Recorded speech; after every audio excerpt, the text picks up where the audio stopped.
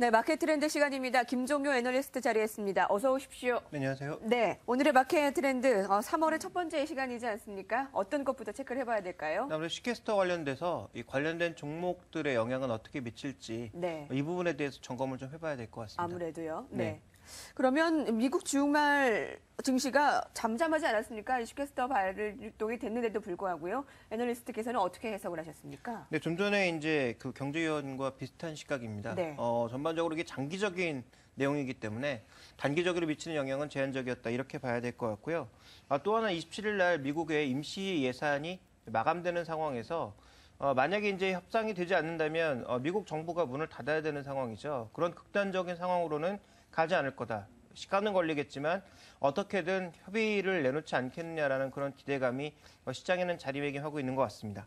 또 하나 이제 중요한 것은 경제 지표가 계속 호전이 되면서 시장이 강세를 보이지 않을까 이런 부분들을 예상을 하고 있는데요.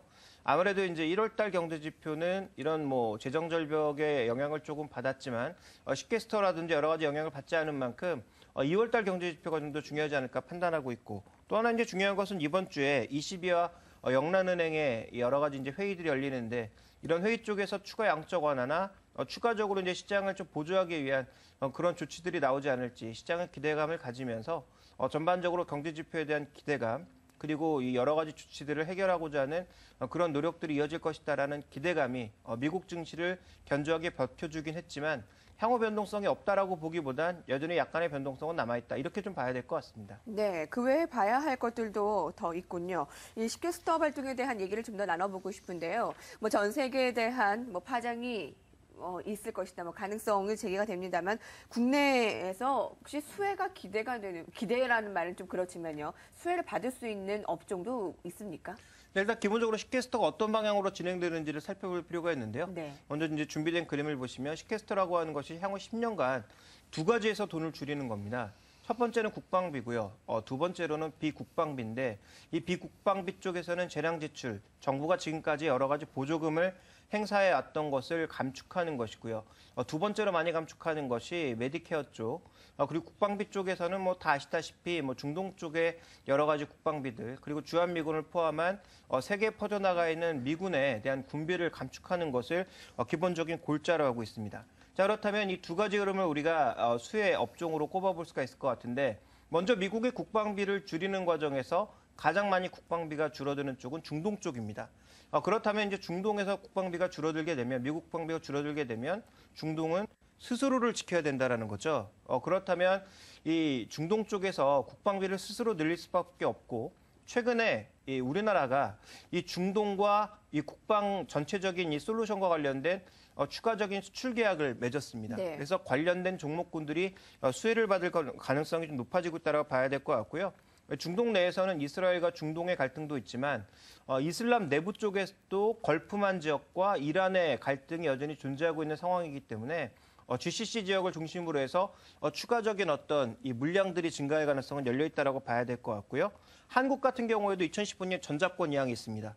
그래서 우리나라 스스로도 여러 가지 이제 국방 예산들이 늘어날 가능성을 좀 봐야 된다. 관련된 종목군들이 있을 것 같고요. 네. 또 하나 이제 비국방비 쪽에서는 메디케어를 축소한다라고는 했지만 오바마의 공약이 메디케어를 계속 유지하는 쪽이기 때문에 네. 상대적으로 줄어들 가능성은 적다라고 볼 수가 있겠고 네. 또 하나 중요하게 봐야 되는 것은 이 구조적인 성장이 이머징 마켓에서 진행되고 있어서 우리나라 헬스케어 쪽에서 일부 종목군들은 충분히 좀 긍정적인 영향이 예상된다라고 봐야 될 것 같고요. 미국이나 전 세계 시장에서도 이 가성비라고 하죠. 이 가격 대비 성능이 뛰어난 국내 제품들이 추가적으로 사용될 가능성은 여전히 높다라고 봐야 되기 때문에 이와 관련된 업종 내에는 일부 수혜가 예상이 되고 있습니다. 네, 그렇군요. 이 국방비 관련하고 또 비국방비 관련하고 나눠서 살펴볼 수가 있겠군요. 좀 더 구체적으로 한번 살펴볼까요? 종목으로도 얘기를 해주실 수가 있습니까? 네, 국방비 쪽으로 본다면 아무래도 이제 한국항공우주라든지 네. 그다음에 삼성테크인, 두산인프라코어처럼 우리나라에서도 좀 핵심적인 이 국방재를 생산해내고 있는 기업들을 주목해 보셔야 될 것 같습니다. 해외 쪽으로는 중동 수출 물량이 늘어날 가능성이 있고요. 국내적으로는 아까도 말씀드렸다시피 전작권 이항에 따른 추가적인 수출 가능성, 높아 보이기 때문에 우리나라에도 군수 산업이 추가적으로 이제 늘어날 가능성에 대해서 염두에 두신다면 이들 종목군들의 수혜가 상대적으로 예상이 되고 있습니다.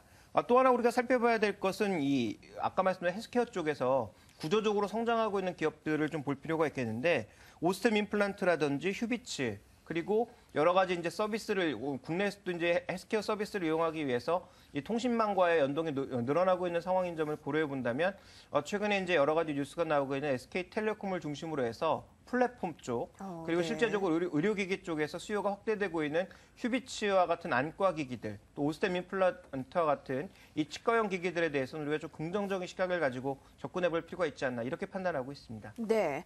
네, 시퀘스터 발효 시에 대한 세계 경제 전망도 중요합니다만 국내 증시에 미치는 영향 그리고 업종별로 미치는 영향에 대해 오늘 김종규 애널리스트와 자세히 알아봤습니다. 말씀 감사합니다.